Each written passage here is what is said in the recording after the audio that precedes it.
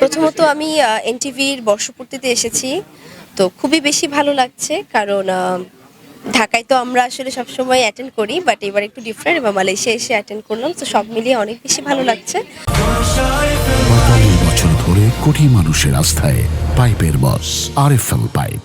আর Malaysia আসতে পারলে ভালো লাগে কারণ এখানে এত বড় একটা কমিউনিটি। তো সব মিলিয়ে খুব ভালো লাগছে। মুহূর্তে যেহেতু বিদায় এখনো আসতে পারেনি, কিছুটা শুটিং বাকি, বিদায়টা নিয়ে একটু ব্যস্ত। এর পাশাপাশি আইস্ক্রিনের একটা ওয়েব ফিল্ম করেছি, ওইটারও ১-২ দিন কাজ বাকি। সো হোপফুলি এই দুইটাই এই বছরই শেষ করে আমরা দুইটাই এই বছর পেয়ে যাব। এবং পাশাপাশি আসলে পড়াশোনার তো একটা চাপ সবসময় থাকে, সো এগুলো নিয়েই ব্যস্ত।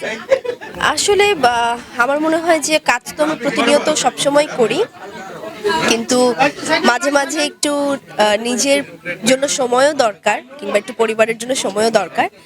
আর বেছে কাজ তো সবসময় করার চেষ্টা করি, এটা মানে সবসময়। তো যেহেতু বেছে কাজ করি, বেছে কাজ করতে গেলে কোয়ান্টিটি সবসময় একটু কমে। আর এর বাদ বাকি আমার মনে হয়েছে যে আসলে একটু কিছুদিন একটু আসলে স্ট্রেস ফ্রি থাকতে চেয়েছি, একটু পরিবারকে সময় দিতে চেয়েছি। তো যার জন্য আরও বেশি একটু কম হয়তো বা দেখা গিয়েছে, বাট সুন ১-২ মাসের মধ্যে হয়তো বা আবার কাজে খুব বড়সড়ভাবে ব্যাক করে ফেলবো। ৪৫ বছর ধরে কোটি মানুষের আস্থায় পাইপের বস আরএফএল পাইপ। এখনো মানে নতুন কাজের অ্যানাউন্সমেন্ট তো আসলে আমরা নতুন কাজের যারা সাথে যুক্ত থাকে তাদের ছাড়া দিতে পারি না। সো হোপফুলি সামনে কিছু আসবে, অবশ্যই জানাবো তখন। কথা হচ্ছে এর মধ্যে কয়েকটা প্ল্যাটফর্মেই কথা হয়েছে।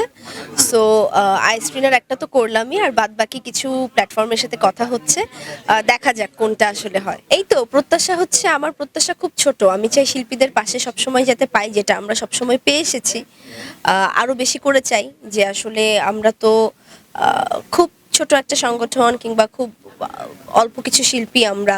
সো আমরা যখন একসাথে হই ওই সময়টাই আসলে খুব ভালো লাগে। সো এই সহযোগিতাটা চাই, একজন শিল্পীর পাশে যাতে একজন শিল্পী সবসময় ভয়েস রেজ করে, যে কোনো সমস্যায় যে কোনো সলিউশনে তারা যাতে পাশে থাকে। কারণ এটা আমার আরেকটা পরিবার। সো আমি এটাই চাই।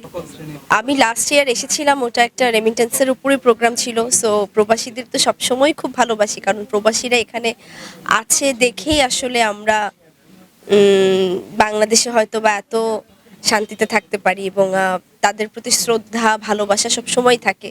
কারণ তারা দিনের পর দিন, রাতের পর রাত, বছরের পর বছর আসলে পরিবার ছাড়া দূরে থাকছে। একমাত্র আমাদের দেশটা যাতে সুন্দর হয়, তাদের পরিবারটা যাতে সুন্দর হয়, সব কিছু মিলিয়ে। সো তাদের প্রতি শ্রদ্ধা আমার থাকেই। এবং আমার খুব ভালো লাগে তারা যখন আমাকে বলে যে এত ব্যস্ত সময়ের মাঝেও আমাকে দেখে, কিংবা আমার কোনো কাজ দেখে, এটা শুনলে আরও অনেক বেশি ভালো লাগে। এবং আমি চাই যে আমি আরও আসি, আরও প্রবাসী ভাই বোনদের সাথে দেখা হোক। তাদের আসলে আমার মনে হয় এন্টারটেনমেন্ট বলে এতটুকুই আছে, যা মাঝে মাঝে আমরা যারা বাংলাদেশ থেকে আসি, আমার আরও অনেক কলিগসরা আসে, আমার মনে হয় এটাই তাদের একটা রিফ্রেশমেন্ট, এটাই তাদের একটা এন্টারটেনমেন্ট। সো আমরা যথাযথ চেষ্টা করে যাব যে এটা যাতে সামনে আরও করতে পারি।